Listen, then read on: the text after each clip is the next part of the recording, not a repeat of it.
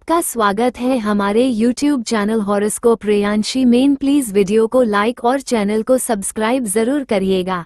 जोर से बोले श्री शिवाय नमस्तुभ्याम। शुभ दिन आज है अपरा एकादशी, जो कि ज्येष्ठ मास के कृष्ण पक्ष में आने वाली एकादशी है। अपरा का अर्थ होता है अपार फल प्रदान करने वाली। ऐसी एकादशी जो मन, वचन और कर्म से होने वाले समस्त पापों का नाश कर दे, वही है अपरा एकादशी।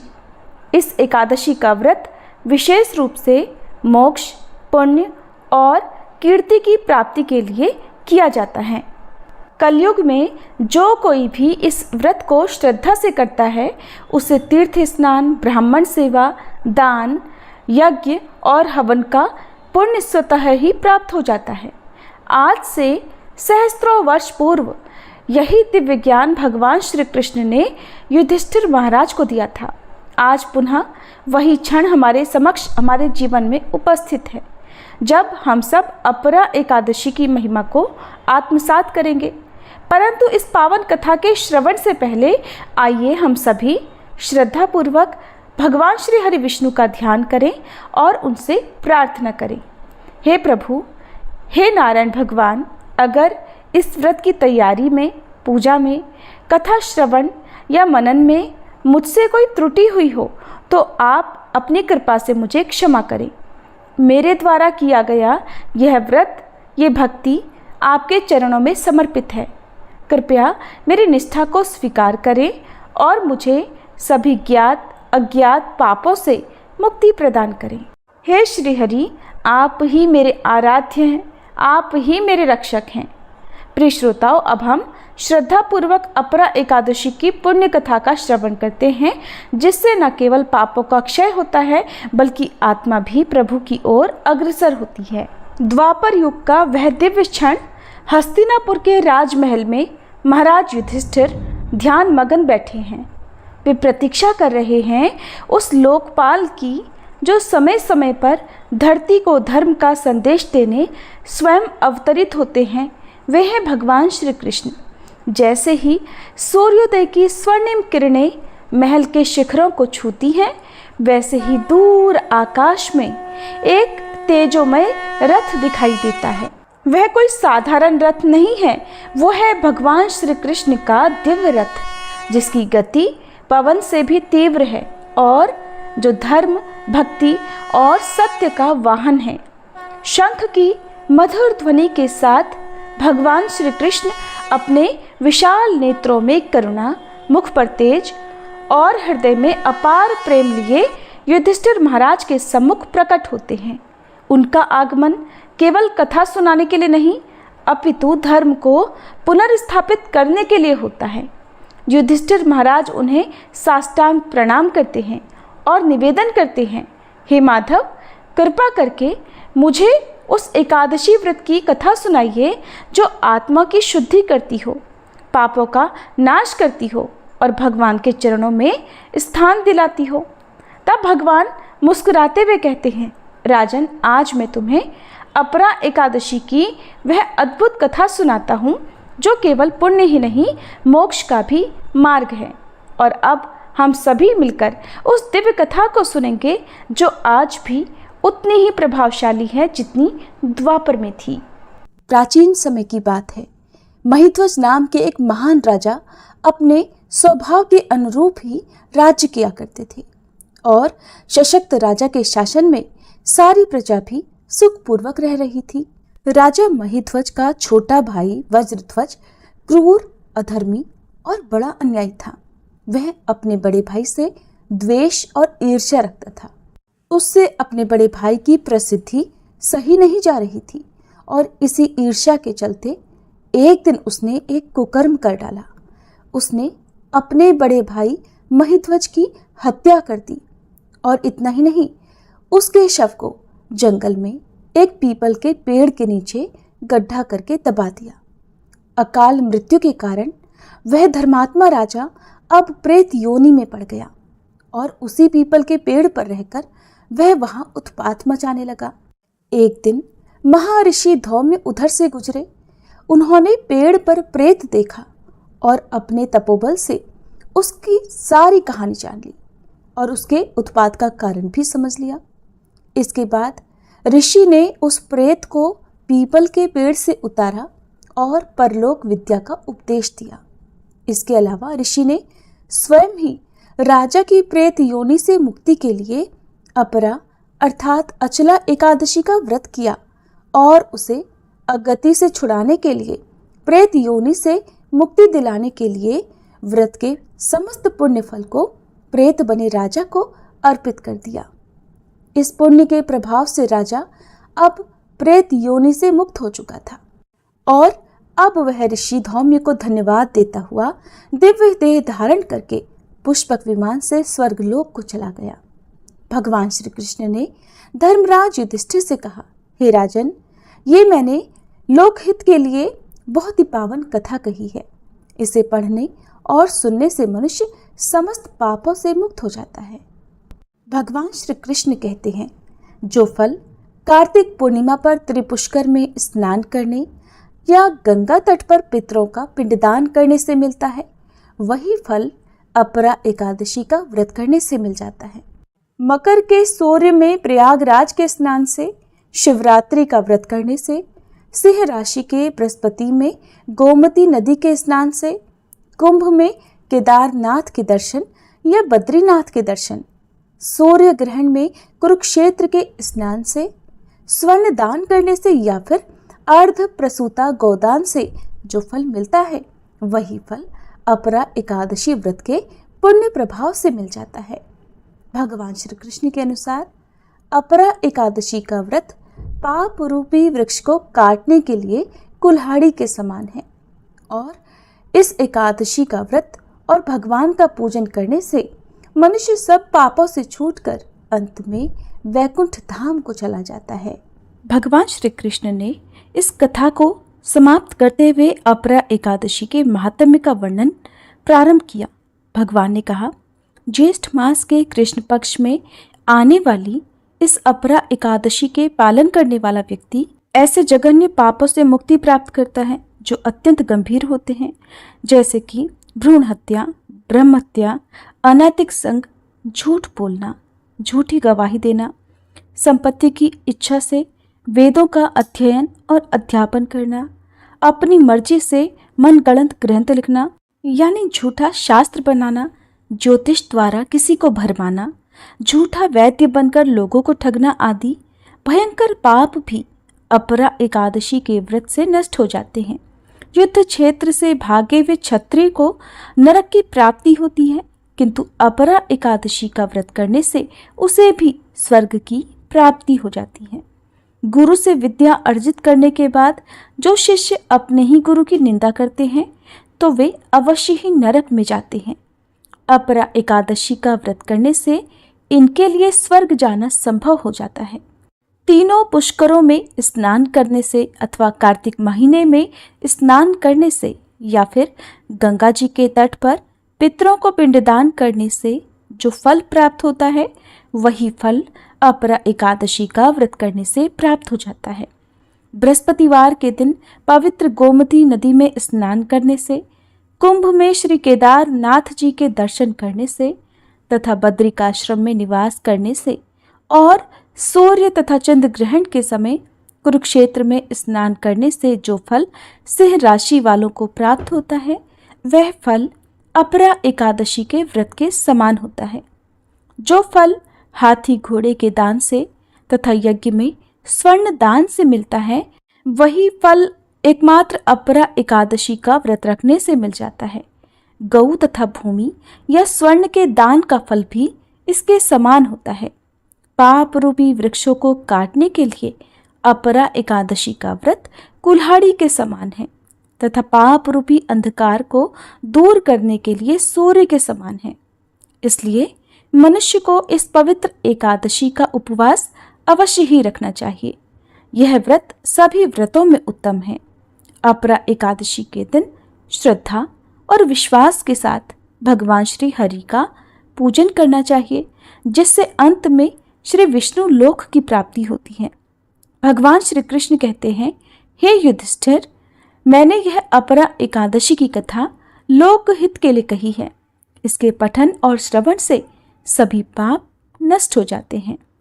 कथा का सार ये है कि अपरा अर्थात अपार अथवा अतिरिक्त जो प्राणी एकादशी का व्रत करते हैं उन्हें भगवान श्री विष्णु की अतिरिक्त भक्ति भी प्राप्त हो जाती है।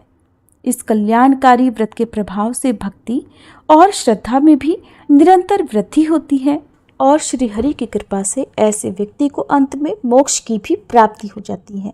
एकादशी व्रत का महत्व तभी पूर्ण होता है जब हम भगवान श्री हरि के साथ साथ उनकी परम प्रिय भगवती तुलसी माता की आराधना भी करें। तुलसी केवल एक पौधा नहीं बल्कि साक्षात लक्ष्मी स्वरूपा हैं, जिनके पवित्र स्पर्श मात्र से श्री विष्णु की पूजा स्वीकार होती है। कहते हैं जिस व्रत कथा या पूजन में तुलसी दल अर्पित नहीं किया गया वह भगवान श्री हरि तक पहुंचता ही नहीं। इसलिए प्रिय श्रोताओ, एकादशी व्रत की कथा के साथ साथ हमें भगवती तुलसी की पावन कथा का श्रवण भी अवश्य करना चाहिए। आज अब हम एकादशी की पुण्य कथा के बाद तुलसी माता की दिव्य लीला का स्मरण करने जा रहे हैं। तो आइए सबसे पहले हम सब मिलकर तुलसी माता को हृदय से प्रणाम करें और उनसे कृपा याचना करें। हे तुलसी माता, आप श्री हरि की आराध्य हैं। कृपया हमारी पूजा, व्रत और प्रार्थनाओं को भगवान तक पहुंचाइए। हमारे जीवन से अज्ञान और पापों का अंधकार दूर करें और हमें भक्ति, ज्ञान और मोक्ष का मार्ग दिखाइए। अब सुनिए भगवती तुलसी की महिमा से परिपूर्ण वह अनुपम कथा जो शुद्ध हृदय वालों को पुण्य, प्रेम और प्रभु सानिध्य से भर देती है। प्राचीन कथा के अनुसार एक बार एक बूढ़ी माई थी जो नियमित 11 माता का यानी एकादशी का उपवास रखा करती थी और तुलसी के पौधे की सेवा किया करती थी। तुलसी के पौधे को सींचा करती थी। वे सुबह को बिना तुलसी के पौधे की पूजा किए अन्न या जल तक ग्रहण नहीं करती थी। जब भी वह बूढ़ी माई तुलसी के पौधे को सींचती तो तुलसी माता से कहती, हे तुलसी माता, सत की दाता, मैं तेरा बिरवा सींचती हूँ, मुझे बहू दे, पीले रंग की धोती दे, मीठा ग्रास दे, वैकुंठ में वास दे, अच्छी मौत दे, चंदन का काठ दे, अच्छा राज दे, खाने को दाल भात दे और 11 के दिन कृष्ण का कांधा दे। बूढ़ी माई की ये बात सुनकर तुलसी माता सूखने लगी। तुलसी माता को इस प्रकार सूखता देखकर एक दिन भगवान कृष्ण ने पूछा, हे तुलसी, तुम दिन प्रतिदिन क्यों सूखती जा रही हो? तब तुलसी माता ने कहा कि बस मेरे मन की मत पूछो प्रभु। भगवान कहने लगे, मैं नहीं पूछूंगा तो कौन पूछेगा? तब तुलसी माता कहती हैं कि हे प्रभु, एक बूढ़ी माई आती है और अपनी बात कहकर चली जाती है। मैं उनकी सारी बातें तो पूरी कर दूंगी, लेकिन कृष्ण का कांधा कहाँ से लाऊंगी? तब भगवान श्री कृष्ण बोले कि वो बूढ़ी माई मरेंगी तो मैं अपने आप ही कांधा देने आ जाऊंगा, तुम बूढ़ी माई से ये बात कह देना। और इसके कुछ समय बाद वह बूढ़ी माई मर गई। बूढ़ी माई के मरने पर सारा गांव इकट्ठा हो गया और उनका अंतिम समय आने पर जब उन्हें उठाने लगे तब तो वह बहुत भारी हो गई, जिससे वो किसी से उठाए ना उठ सकी। सभी कहने लगे, ये तो बहुत धर्मात्मा थी, बहुत संस्कारी थी, खूब पूजा पाठ करती थी, कोई पाप तक इन्होंने नहीं किया, फिर ये इतनी भारी कैसे हो गई? तभी बूढ़े ब्राह्मण के भेष में वहाँ भगवान श्री कृष्ण आए और कहने लगे, ये भीड़ कैसी है? तब गांव वाले बोले कि एक बूढ़ी माई मर गई है और आज एकादशी का दिन है। वो इतनी पापिन थी कि उसकी अर्थी उठाई नहीं उठ रही, ये तो बहुत भारी हो गई है। भगवान बोले कि मुझे इनके कान में कुछ कह लेने दो, फिर ये उठ जाएंगी। तब भगवान श्री कृष्ण बूढ़ी माई के पास गए और चुपके से उनके कान में कहा, हे बूढ़ी माई, तू अपने मन की कर ले, पीताम्बर की धोती ले, मीठा मीठा ग्रास ले, वैकुंठ में वास ले, चटक की चाल ले, चंदन का काठ ले, झालर की झनकार ले, दाल भात को जीम और श्री कृष्ण का कांधा ले। भगवान की सारी बातें सुनकर बूढ़ी माई तो हल्की हो गई और तब भगवान कृष्ण उन्हें अपने कांधे पर लेकर गए। इस प्रकार बूढ़ी माई को मुक्ति मिल गई और वह वैकुंठ लोक को चली गई। हे तुलसी माते, जैसे आपने उन बूढ़ी माई को मुक्ति दी, ऐसे ही सभी को मुक्ति देना। जैसे भगवान कृष्ण ने उन्हें कांधा दिया, वैसा ही हम सबको भी देना। प्रेम से बोलिए, श्री कृष्ण भगवान की जय। तुलसी माता की जय। जय जय तुलसी भगवती सत्यवती सुखदानी। नमो नमो हरिप्रेसी श्री वृंदावन खानी। श्री हरिशीष विरजनी देहु अमर वर अम्ब। जनहित हे वृंदावनी अब न करहु विलंब। धन्य धन्य श्री तुलसी माता महिमा अगम सदा श्रुति गाता। हरि के प्राणहु से तुम प्यारी हरहि हेतु कीन्हो तप भारी। जब प्रसन्न है दर्शन दीन हो तब कर जोरी विनय उस कीन्हो। हे भगवंत कंत मम होहु दीन जानि जानि छाड़हु छोहु।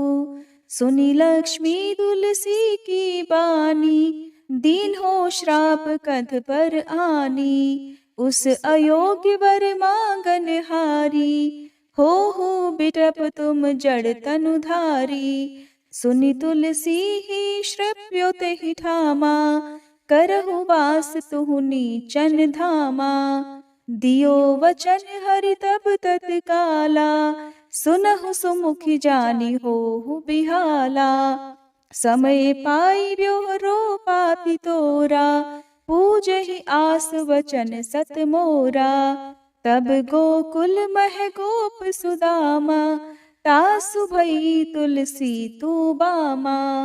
कृष्ण रास लीला के माही राधे शक्यो प्रेम लखि नाही। दियो श्राप तुलसी तत्काला नर लोक ही तुम जन्महु बाला। यो गोप वह दानव राजा शंख चूर्ण नामक शिर ताजा। तुलसी भई तासु की नारी परम सती गुण रूप अगारी। अस द्वै कल्प बीत जब गयहु कल्प तृतीय जन्म तब भयहु। वृंदा नाम भयो तुलसी को असुर जलंधर नाम पति को। कर अति द्वंद अतुल बल धामा कीन्हा शंकर से संग्रामा। जब निज सैन्य सहित शिव हारे मरहि न तब हर हर ही पुकारे। पतिव्रता वृंदाती नारी को न सके पति ही संहारी। तब जलंधर ही भेष बनाई वृंदा ढिग हरि पहुँचो जाई। शिव हित लहि करि कपट प्रसंगा कियो सतेत्व धर्म तो ही भंगा। भयो जलंधर कर संहारा सुनी उर शोक उपारा। तिह क्षण दियो कपट हरि टारी लखि वृंदा दुख गिरा उचारी। जलंधर जस हत्यो भीता सोई रावण तस हरहि सीता। अस प्रस्तर सम हृदय तुम्हारा धर्म खंडी मम पति संहारा। यही कारण लहि श्राप हमारा होवे तनु पाषाण तुम्हारा।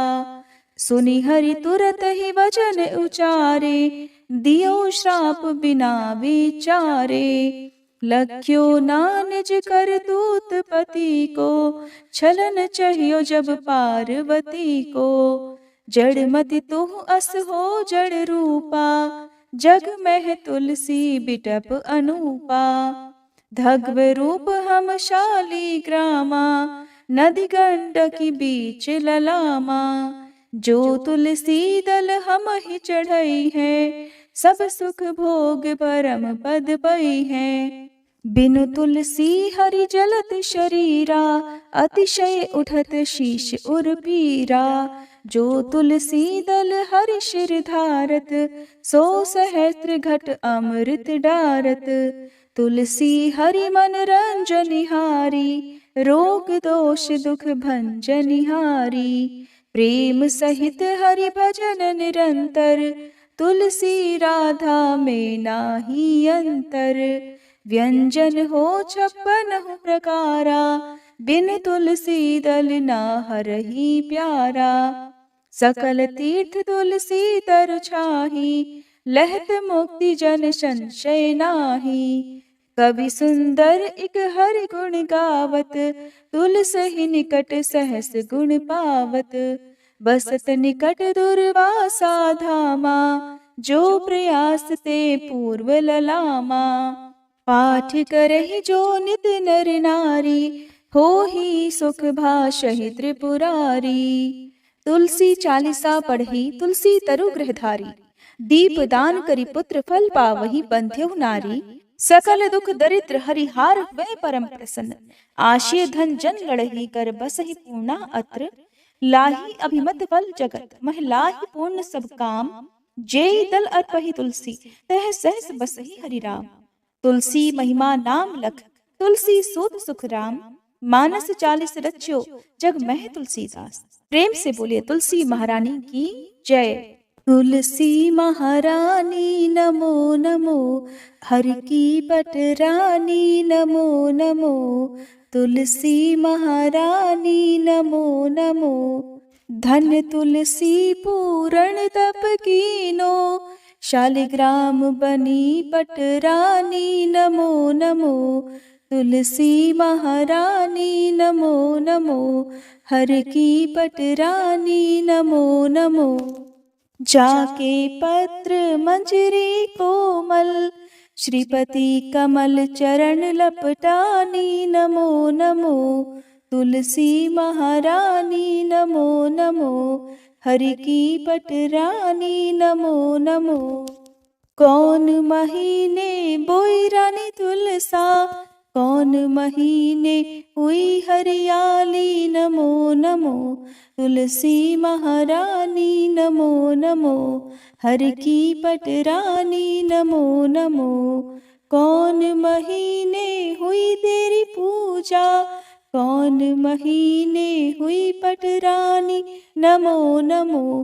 तुलसी महारानी नमो नमो। आषाढ़ मास में बोई रानी तुलसा, सावन महीने हुई हरियाली नमो नमो। तुलसी महारानी नमो नमो, हरि की पटरानी नमो नमो। कार्तिक मास में हुई तेरी पूजा, मंगसिर मास हुई पटरानी नमो नमो। तुलसी महारानी नमो नमो, हर की पटरानी नमो नमो। धूप दीप नैवेद्य आरती, पुष्पन की वर्षा बरसानी नमो नमो। तुलसी महारानी नमो नमो, हर की पटरानी नमो नमो। 56 भोग 3600 व्यंजन, बिन तुलसी हरि एक न मानी नमो नमो। तुलसी महारानी नमो नमो, हरि की पटरानी नमो नमो। जो तुलसी को सवेरे गाए, श्री कृष्ण के दर्शन पाए नमो नमो। तुलसी महारानी नमो नमो, हर की पटरानी नमो नमो। जो तुलसी को दोपहर गाए, खीर खांड का भोग लगाए नमो नमो। तुलसी महारानी नमो नमो, हर की पटरानी नमो नमो। जो तुलसी को सांझ को गाए, श्री कृष्ण की आरती उतारे नमो नमो। तुलसी महारानी नमो नमो, हर की पटरानी नमो नमो। जो तुलसी को रात को गाए, श्री कृष्ण के चरण दबाए नमो नमो। तुलसी महारानी नमो नमो, हर की पटरानी नमो नमो। सब सखी मैया तेरो यश गावे, भक्ति दान दीजय महारानी नमो नमो। तुलसी महारानी नमो नमो, हर की पटरानी नमो नमो। तुलसी महारानी नमो नमो, हर की पटरानी नमो नमो। तब तक आप देखते रहिए आपका अपना YouTube चैनल हॉरोस्कोप रेयांशी।